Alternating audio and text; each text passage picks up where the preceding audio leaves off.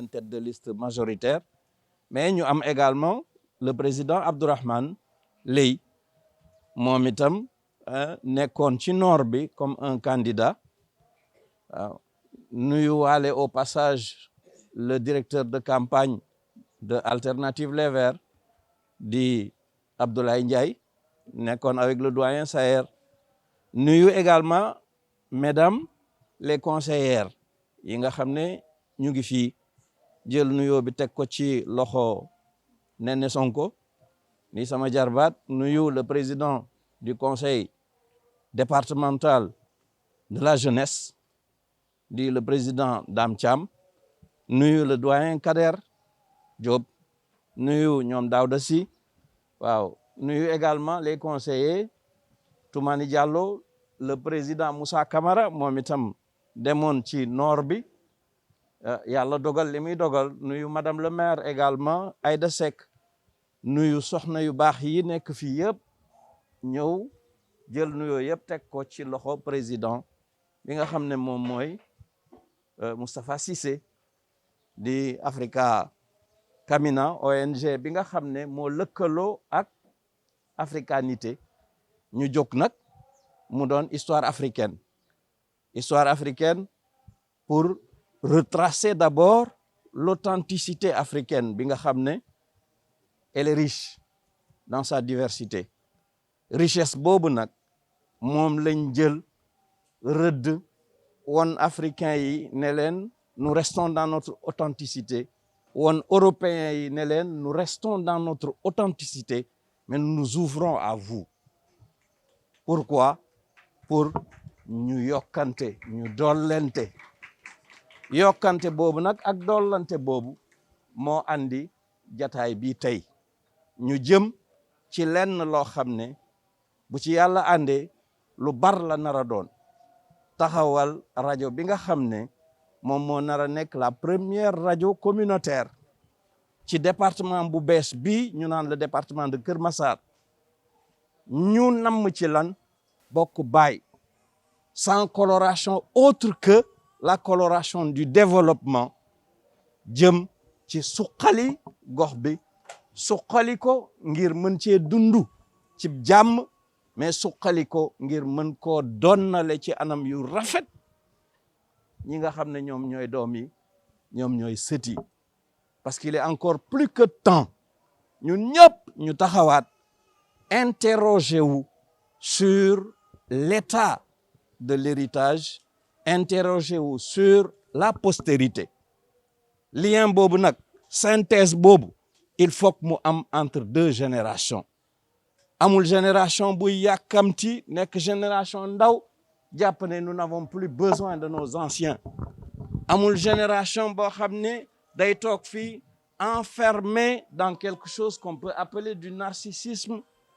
pour faire le procès d'une génération boo xam ne ñu ngi nii di ñëw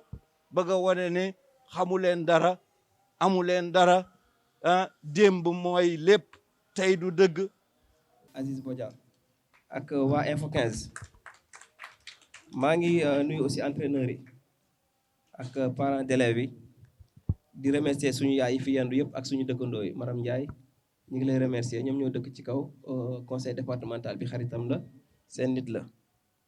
di remercier encore ñëpp daal waaw wax ji mën na bañ a bëri trop parce que ni ma ko waxee woon démb rek laa koy waxee waat ñun duñ ci lenn xëy na wërsëg la bu dal ci ñun rek ñu war ko bokk ak waa Kër Massar ndax man sama papa nekkul fii ma jur sama yaay nekkul fii terrain bi li ma fi nekk yëpp di def ñoom amul benn yoon boo xamante ne gersu naa leen gis leen xanaa seen ñaan kon luy jig njaaga yéen la parce que nit da ngay wax dëgg te yàlla tax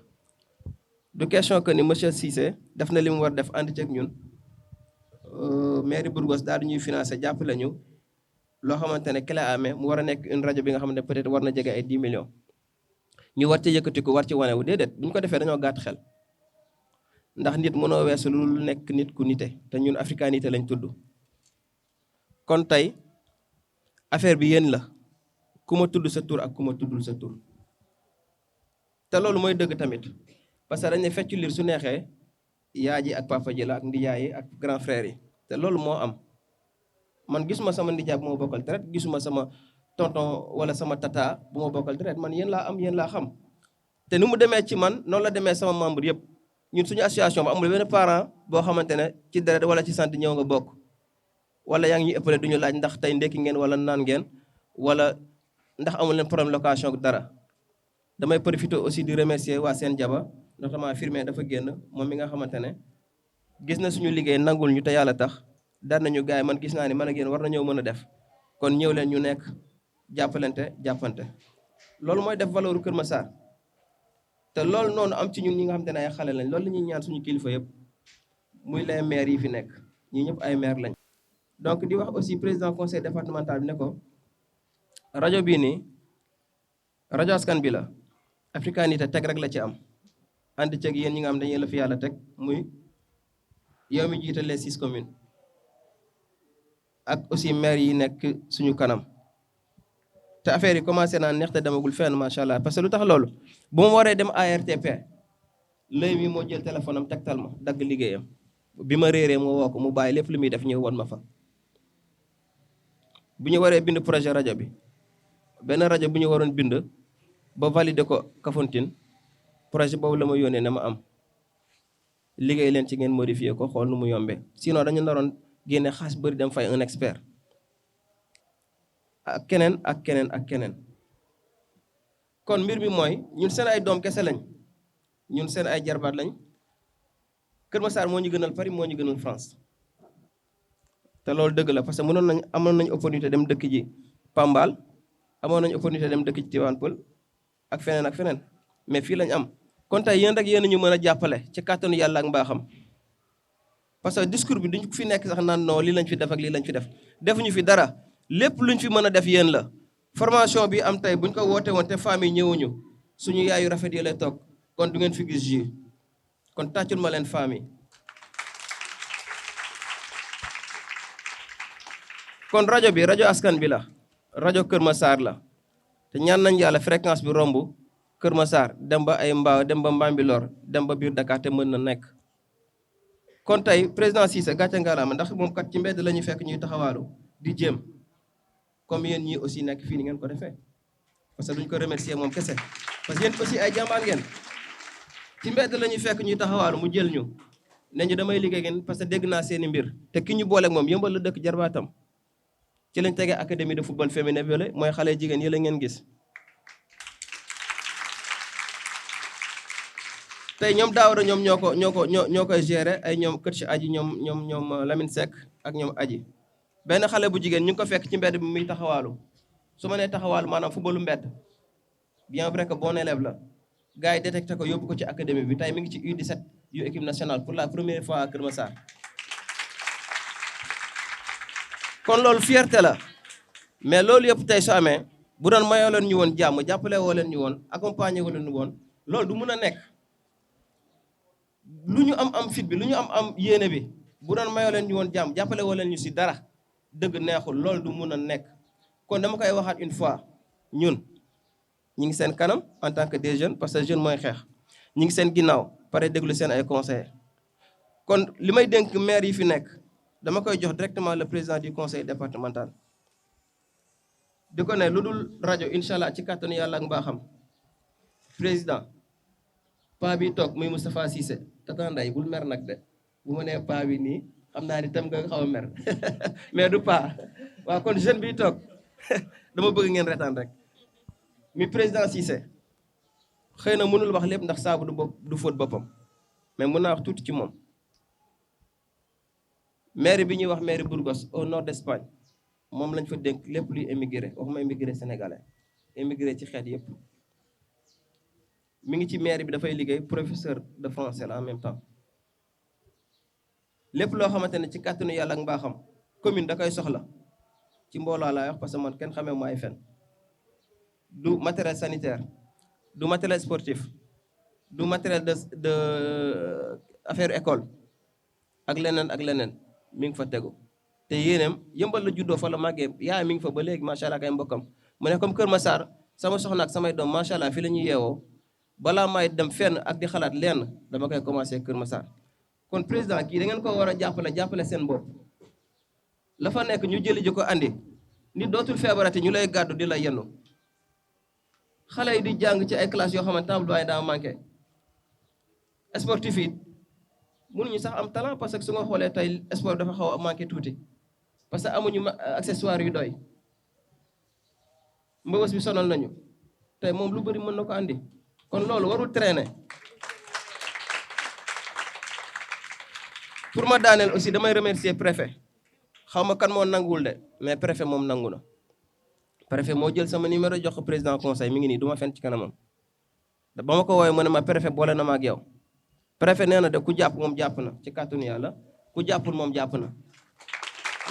ndax ay préfet jaar nañu fi amuñu sax câble wala batterie Elsense moom ci nguuram ci kàttanu yàlla ak mbaaxam mu am une rajo de dernière génération nee na moom ku koy caaxaane moom du ko mos a caaxaane maa ngi tooñ keroog ko sax naan ko gis nga de lii dafa neex ñi ngi toog sax di dem jënd ji caakiri soow di waxtaan ak préfet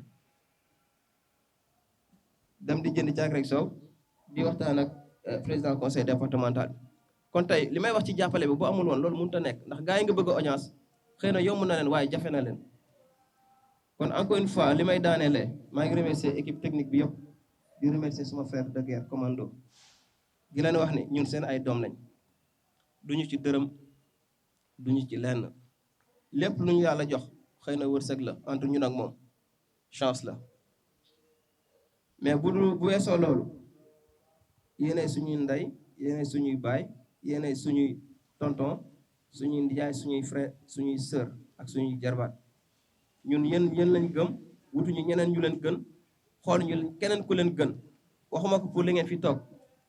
kon ngeen gën ñoo jàppale te xam ne jàppale ñu ci kàttanu yàlla ak mbaaxam mooy jàppale seen bopp coach yaa ngi ne la bu dee damay fen nañ ma wax amul lenn lu ñu am jaayi ji ko du dàll sport xale yi seen papa yi génnewuñu fukki dërëm ci blouson yi ñuy sol dàll ba kawas ak leneen amul 5 francs ñi ngi nële lépp li ngeen gis ñu koy sol président Cissé mi mooy jël ci xaalisam ànd ak ay partenaires conteneur bi njëkk a ñëw waa Pambal équipe ci seen hôpital ndax xam ngeen na mu demee ak ka fa nekkoon ki fi nekkoon lañ ca jot a am hôpitaux yu bëri gàddootuñu nit leewootuñu nit fii Kër Massar ak dispensaire ndax dëkk naa fi 10 ans am na hôpitaux yu ma fréquenté fii wala ay dispensaire amuñu woon fauteuil roulant ci mbaaxam ak bërsëgu borom bi ak ci ay lijjante moom moo ko fi andi kon ñi ngi leen di sant ñi ngi delluwaat sant yàlla julli si yonent bi gërëm suñu waajur yi yéen ñëpp mënoo lim quoi mais ku ci nekk ci yéen yaa ngi ci xol wi ñu ngi lay sant bu baax di la gërëm di la kontaane li ñu ñëw toogal parce que lu seize romb na yomb na 100 francs la rek togg bi tamit jafewul waaye gis ku la toogal ak a jafe kon ñu ngi leen di santaat di leen gërëm di leen wax ni Kër Massar moo ñu gënal lu ñu am yéen a ñu gënal tamit kenn ku ñu xam jërëjëf. yaakaar naa boobu sama sëriñ voilà bu di tax bi voilà madame Cissé ñu ngi lay sant di la gërëm donc importance tey ñu ngi jël kaddu bi di nuyu kilifa yi fi nekk yëpp suñu mag suñu turandoo mu ngi nii monsieur Lay président mi nga xamante ni gars yi tudd nañ ko sànq te c'est important ñu wax ko ngeen baal ñu Kër Massar Nord la nekk bi ñuy dem si élection yi ñun ñu nekk Kër Massar Sud musuñu gisee mu dégg sama tur wër sama numéro woo ma conseiller ñu orienté ñu taxawoo ñu nekk suñuy disponibilité ne ñu lépp lu mu gis ni daal dina boole ay nit dina taxaw ba lépp baax moom de nekkul ak ñun au sud mais dina ci taxaw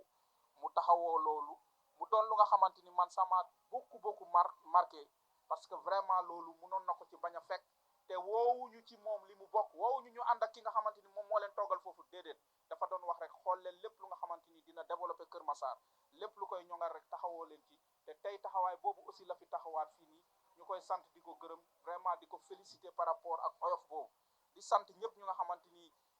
kilifa yi fi nekk les maires madame les conseillers tàmbali si ñoom féliciter góor ñi les conseillers les maires ñu fi nekk suñu pap ñoom Mamadou Diop bu ma limee du ma fi jóge monsieur le maire Adama Kane ak ñëpp ñu fi nekk vraiment ñu rafetlu jotaay bi suñu grand frère suñu kii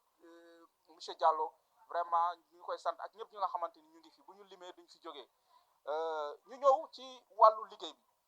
bi ne par rapport ak rajo bi c'est une fierté comme ni ñu ko waxee tey lii ñu bëgg a indi biir Kër Massar doon na lu nga xamante ni monsieur le président ñoo ngi leen di ñaan yéen ñi nga xamante ni yàlla moo leen fi teg te ñu nangul leen ko lool ndax ay jullit lañu ñëpp dañ doon wut yàlla ne yéen la mu jox leen ko nangul nañ leen ko te di leen ñaanal yàlla na leen ci yàlla defal ndam yéen ñëpp ñi nga xamante ni yéen a ngi fi ndax loolu lañ doon wax avant kon bu ñu goree aussi bu weesoo it loolu lañ war a taxawoo tey seen ndam mooy suñu ndam ndax suñu ndam mooy lan mooy développement Kër Massar tey am na lu bëri lu nga xamante ni tey ñu bëri dugg nañ ci biir politique bu dee ñi fi nekkoon amoon nañ taxawaay bu nga xamante ni ñun de moo ñu gënaloon ñu bëri duñ doon dugg ci politique parce que taluñu ko amuñu jotom mais dafa fekk ni dañuy ñëw bëgg a def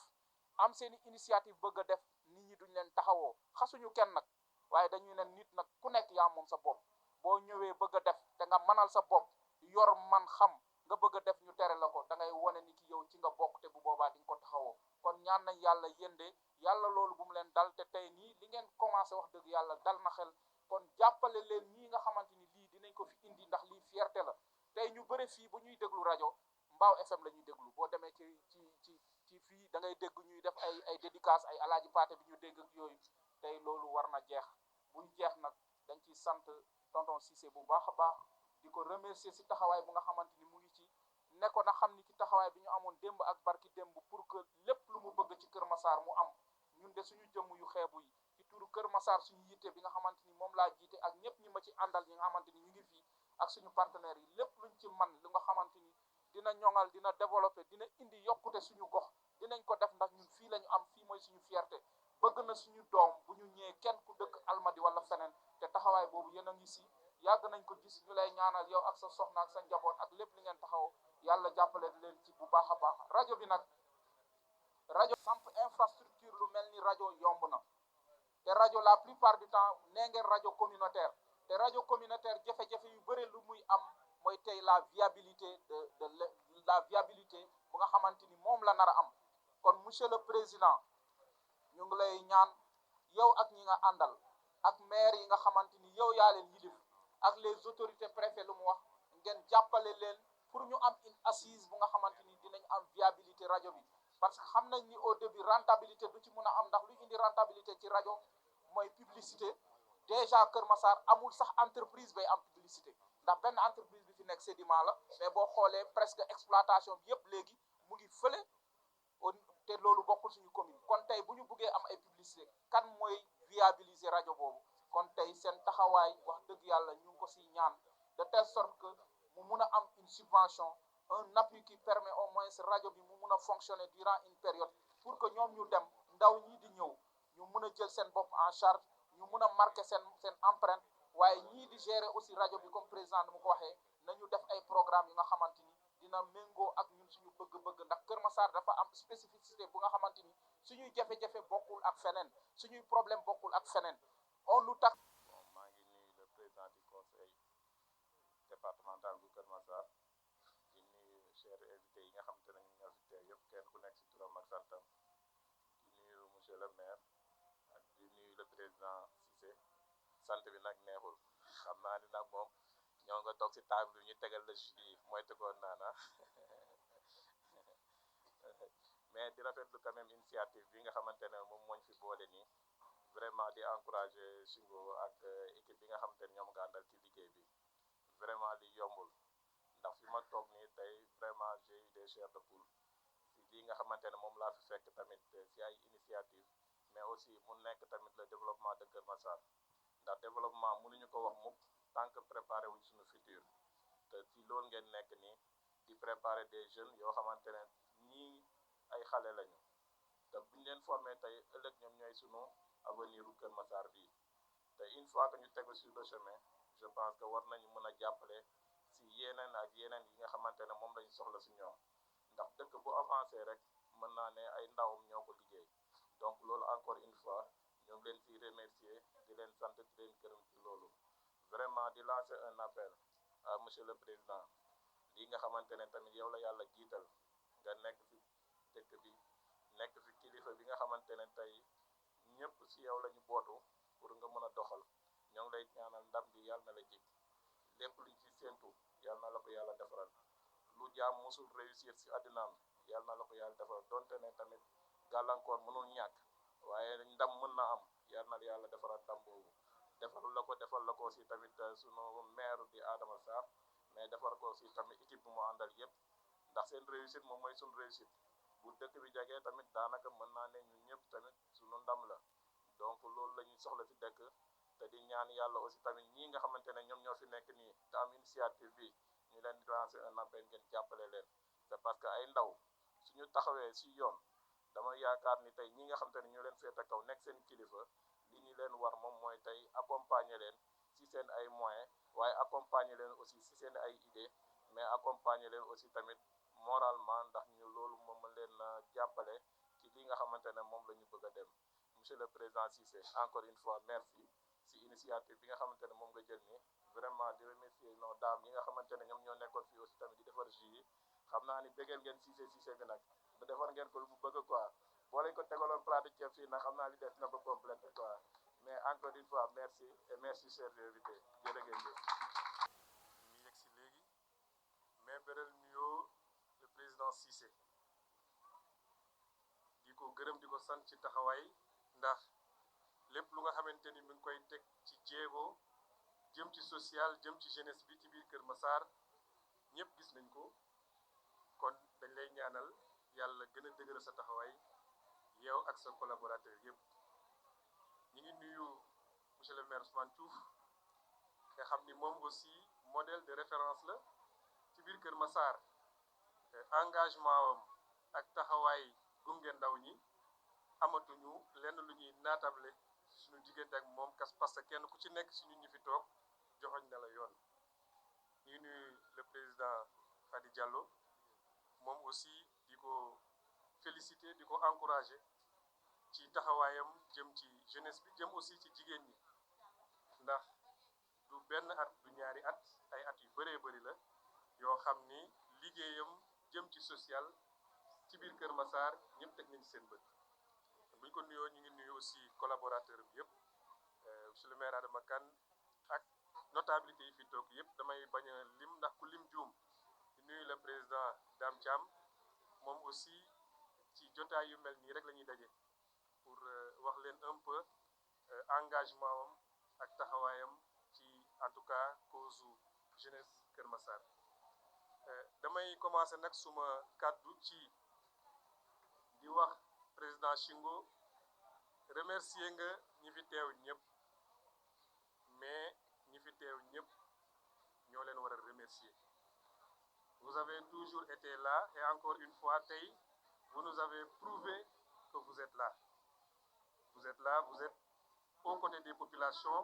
te chaque jour ngeen teg action yuy wane ni yéen a ngi ci wetu population yi kon ñun ñoo leen war a gërëm ñun ñoo leen war a sant parce que vous êtes des modèles de référence pour la jeunesse sénégalaise waxuma Kër Massar acte yu ngeen mës a posé yépp ay acte citoyen la ñun fekkee nañ ko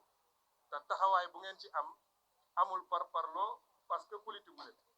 mais li ëpp ci social ci ñun way politique yi la dellu ndax ci askan bi la delluwaat kon ñun ñoo leen amal cant ñun ñoo leen amal gërëm maa ngi teg ci loolu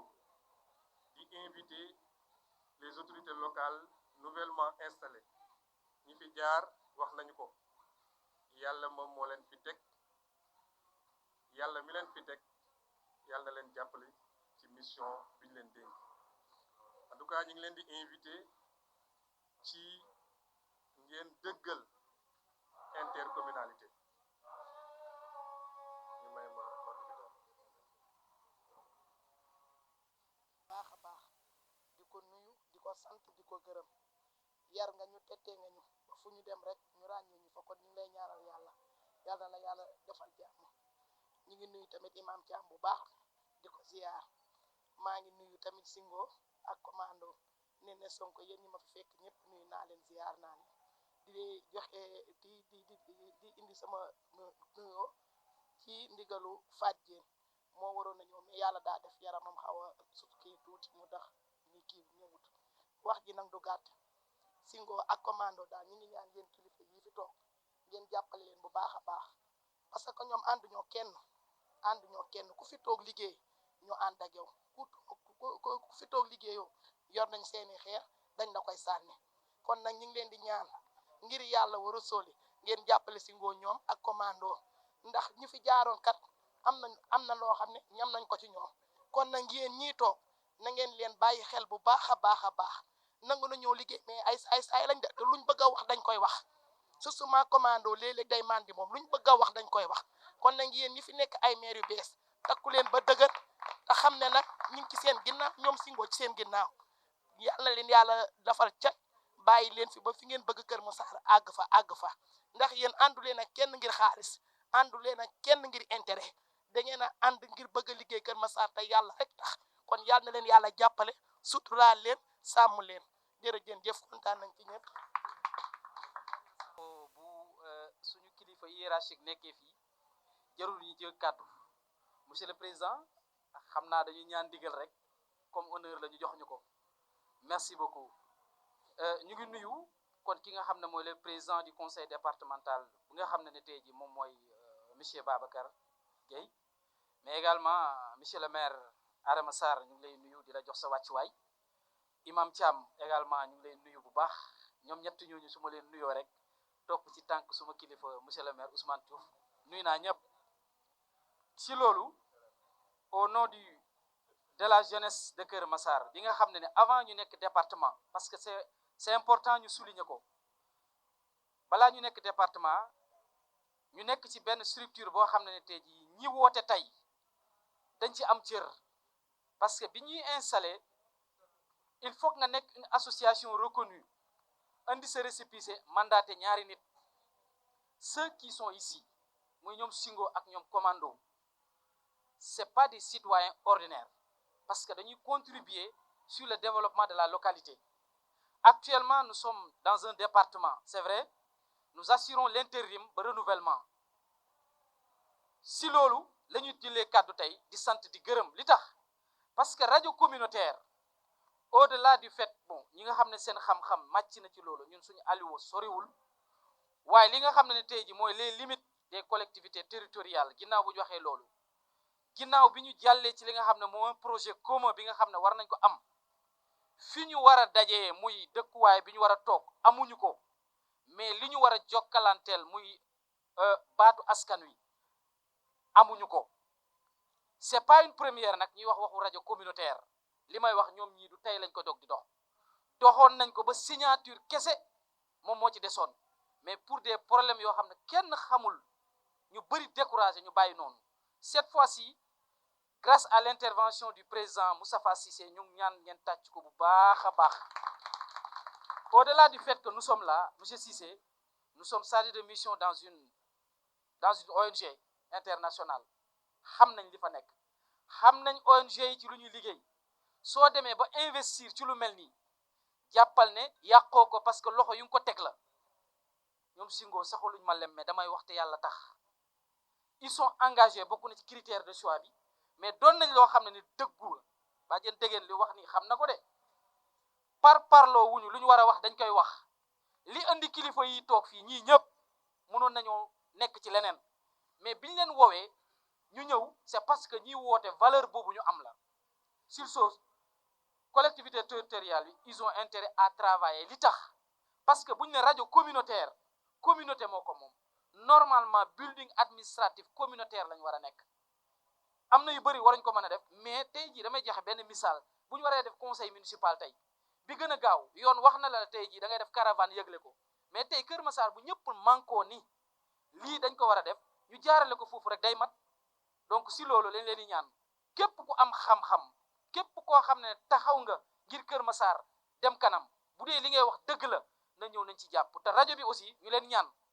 na nekk rajo communauté bi boroom xam-xam yaa ngi fi stratégie de massification ba faire approprier rajo bi askan wi moo ngi fi tey dañoo ñëw rek di wax ci tuddu ndaw ñi bugguñu guddal ndax kilifa yaa ngi fi mais c'était juste pour wax ne kontaan nañu la jeunesse de Kër Massar est fière de vous Africanity Family la jeunesse de Kër Massar est fière de vous monsieur Cissé mais également ci Africa Camina en tout cas merci beaucoup jërë ngeen jëf à la prochaine merci beaucoup. Kër Massar suñu Kër Massar la bien vrai que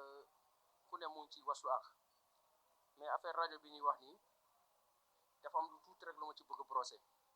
c'est quelque chose boo xam ni que dafa oyof ci lamine mais dafa diis ci bopp oyof ci lamine bi ci benn part comme monsieur Cissé vraiment def na action bu rafet dem na wut na nekk na partenaire indi na teg na ko fii kon gàcce nga laa ma sa jaan wàcc na léegi du si des mooy ñun ñoo ci mën a def di naan président mbir mi suñu mbir la ku ne bu jàppee que mooy moteur bi sans moom du dem kon donc dañuy jëm ci kaw ci kanam te aussi def loo xam ni aussi yombul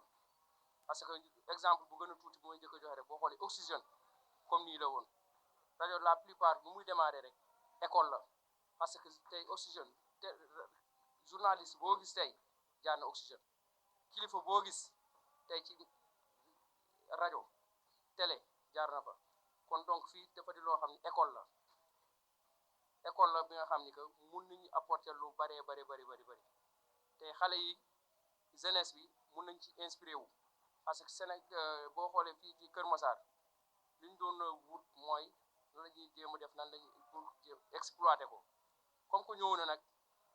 affaire bi seen mbir la suñu mbir la ku ne comme li ñu wax rek nag jàpp que mooy moteur bi sans moom du dem te aussi dafa ñëw benn sens du mérite aussi ay maire yu bees ñoo fi ñëw ndam bi ñëw fi victoire bi ñëw fi teewul it kii bi ñëw fii rajo bi ñëw fii kon donc ñoom it war nañ waslu ak jéem a xool nan lañ mën a def vraiment que ba accompagner leen gàcce nga la mention spéciale africanité comme li ñuy expliqué fii lii boo xoolee ñoom Kër Massar moo leen ñor Kër Massar mooy seen fierté di ñuy dem di xooslu wuti di indi di teg kon kuy wuti di indi ñi ngi koy war a teg seen loxo war nañ ci mën a sentir seen bopp ci ak condition que tey kilifa yi autorité yi jëm leen jàppale vraiment mention spéciale quoi di leen jaajëfal. ok jërëjëf. di am mbégte bu mag nag di am mbégte bu mag ak beaucoup de fierté mon frère bi wax léegi nii fi mu daanelee foofu laay démarrer pratiquement parce que man yàlla dafa def du ma ànd ak kuy caaxaan ñoom Shingo man wàllu développement yàgg naa ci pratiquement je suis né avec ça très jeune yàlla dafa def xiir ma ci mouvement associatif ma ci yëngatu bu baax a baax bi ma jugee yëmbal aussi c'est vrai que ONG bi ma démarré activité en 2010 pratiquement fa la ñu démarré woon soo xoolee pratiquement première ambulance médicale bi fa nekk maternité bi beaucoup de programmes mais bi ma ñëwee dëkk see Kër Massar bëgg a commencer activité effectivement dañ ma recommander ñoom Shingo parce que moi j'ai besoin de jeunes qui travaillent sur le terrain de jeunes engagés de jeunes dynamiques et de jeunes patriotes man li may valoriser ci nit mooy ce qu'il sait faire mooy ay capacité am loolu laay valoriser ci nit Africa Camina nag maa ko jiite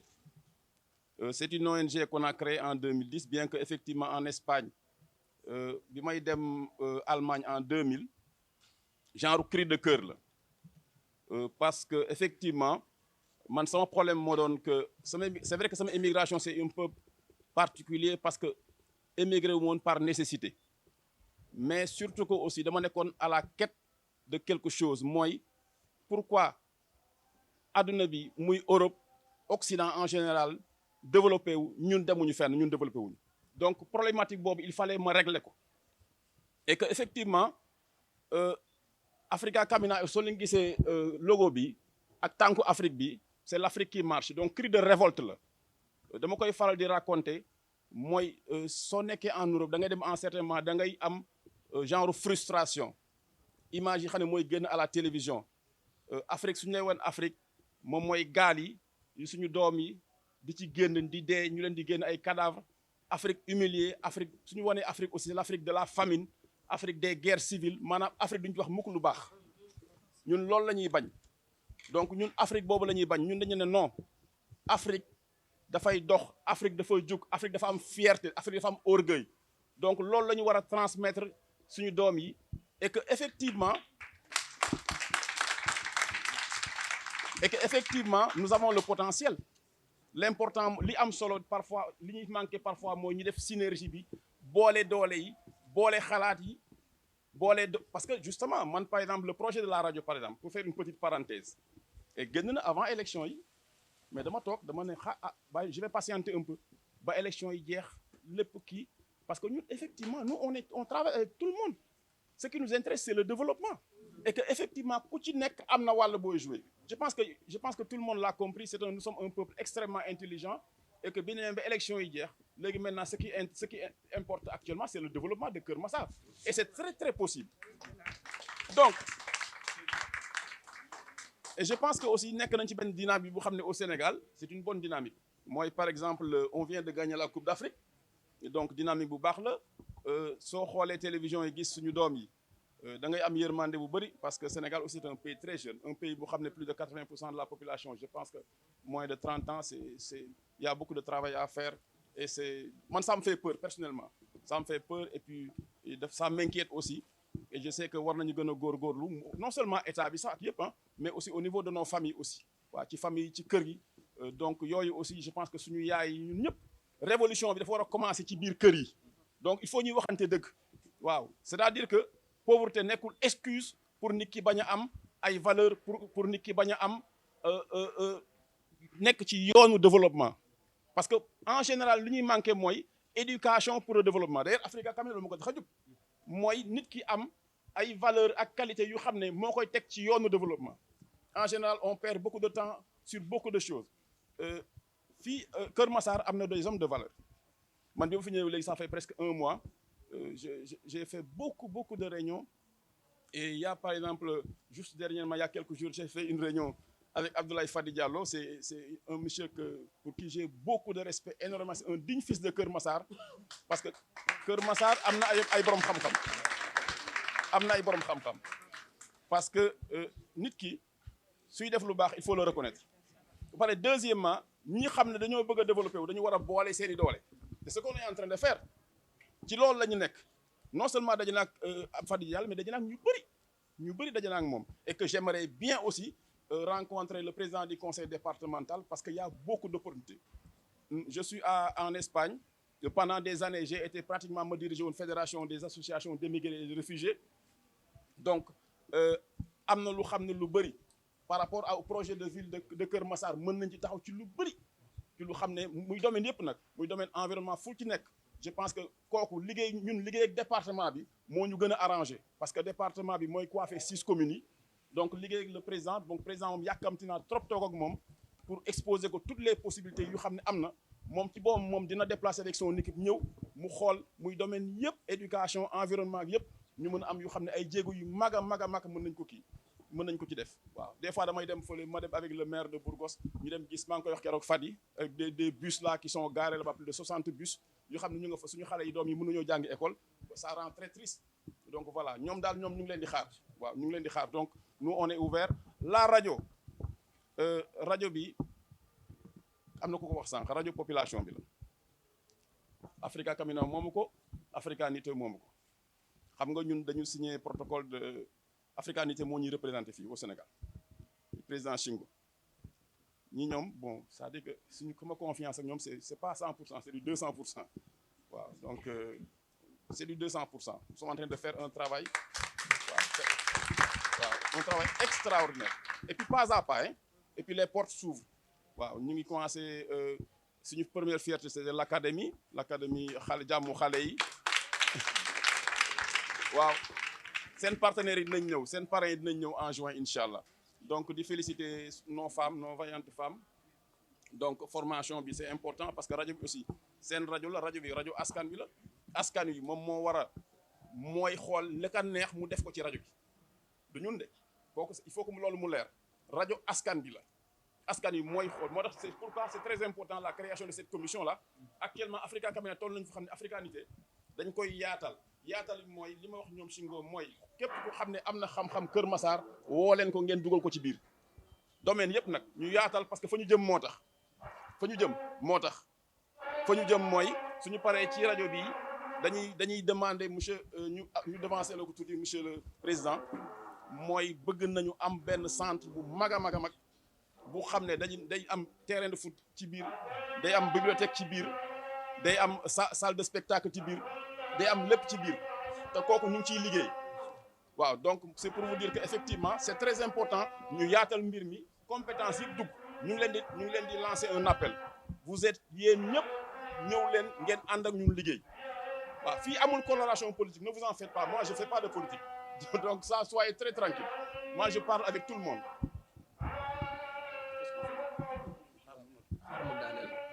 asalaamaaleykum mbooloo mi maa ngi nuyu ñu fi teew ñëpp ku ci nekk sa tur ak sa sant di jël nuyoo bi di ko teg ci loxo Babacar Gueye ki nga xamante ne si moo nekk le président du conseil départemental de Kër Massar di nuyu bu baax messieurs les maires yi ma fi fekk ku ci mel ni le maire Moussa Camara ku ci mel ni le maire Abdourahmane Lay ku ci mel ni le maire Fadi Diallo ku ci mel ni le maire le doyen le très respecté monsieur Diouf wax dëgg yàlla pour man lii mooy développement amul couleur développement amul parti développement amul farfarloo développement dafa doon axe bi nga xamante ne si ñëpp donc développement dafa doon loo xamante ne si ku nekk da siy gis boppam donc di rafetlu wax dëgg yàlla initiative bii nga xamante ne si Africanité indi na ko ci Kër Massar di remercier également le président Cissé bi nga xamante ne si yàlla tey la def maak moom ñu gisee donte yàgg nañu wax ci téléphone di wax ni Kër Massar Nord ubbil na la ay loxoom pour ñu liggéey ba askan wi yëpp gis ci seen bopp démb dama ko doon wax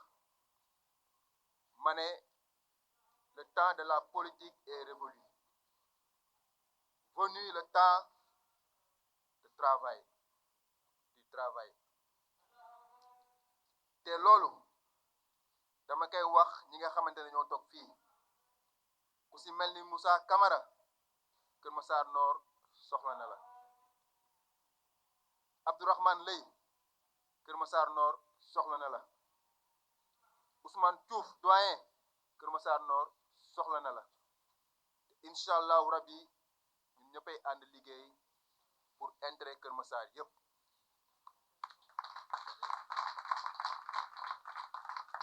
man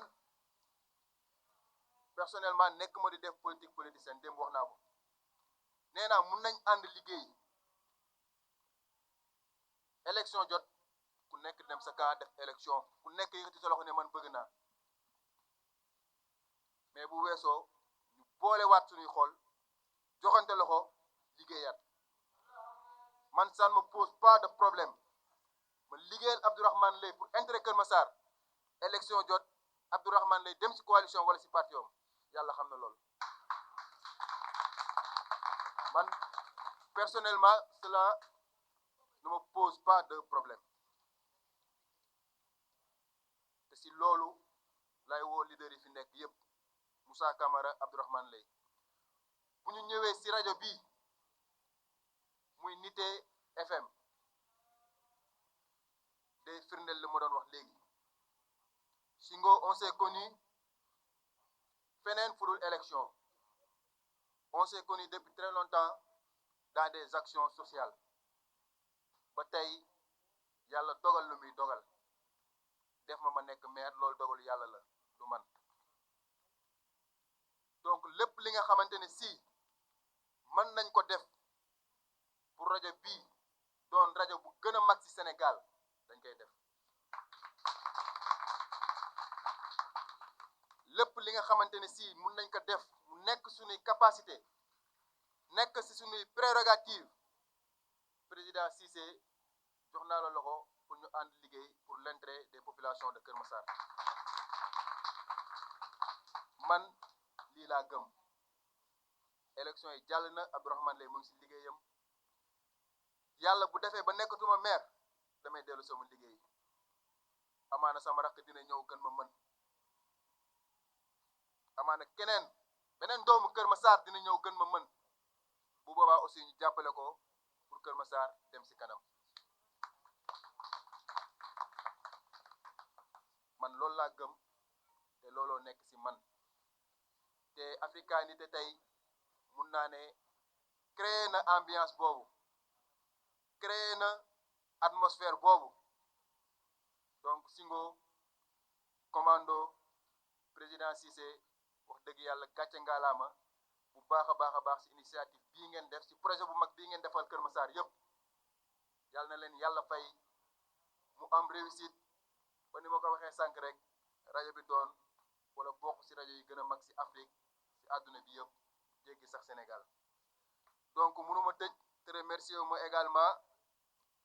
Dame Thiam bi nga xamante ne si moo fi teewal jeunesse su Kër Massar te ku ne jeunesse xam ni dafa doon benn France bi nga xamante ne si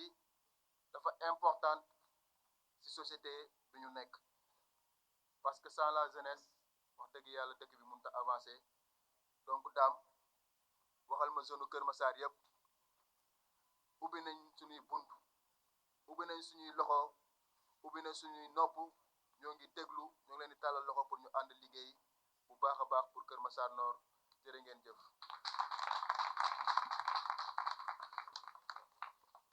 li ñuy wax le gentleman politique mooy ki nga xam ne bu politique passé na liggéey moo des donc loolu lañ fi gis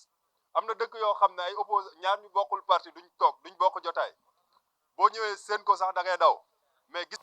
may ñaan yàlla ngeen xam ne am ngeen ko am nañu ko amul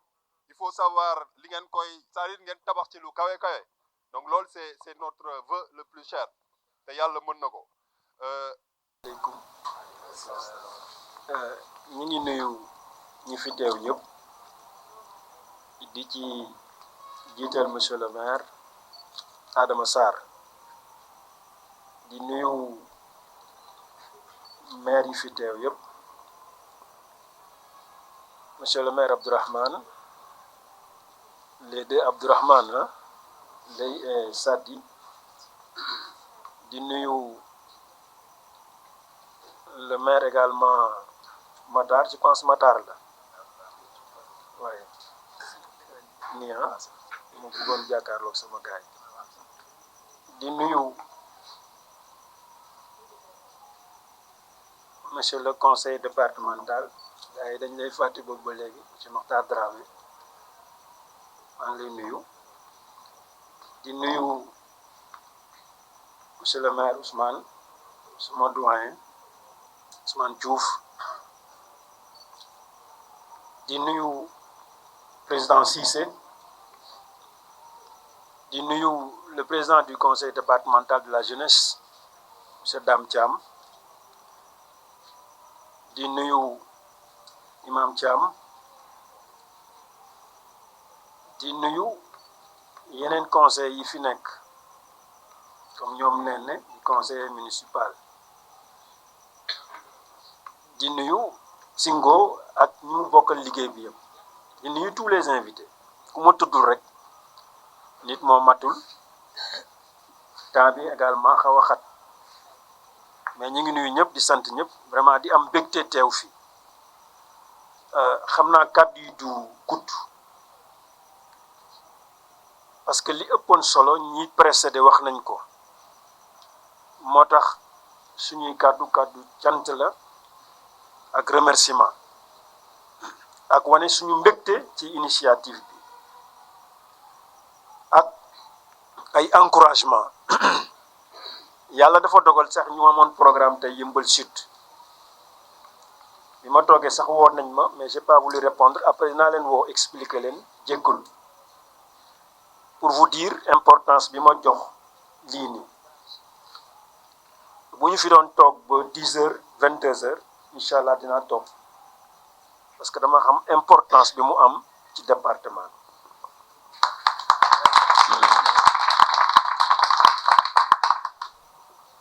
Émile Durkheim dafa wax ni chaque élément de la société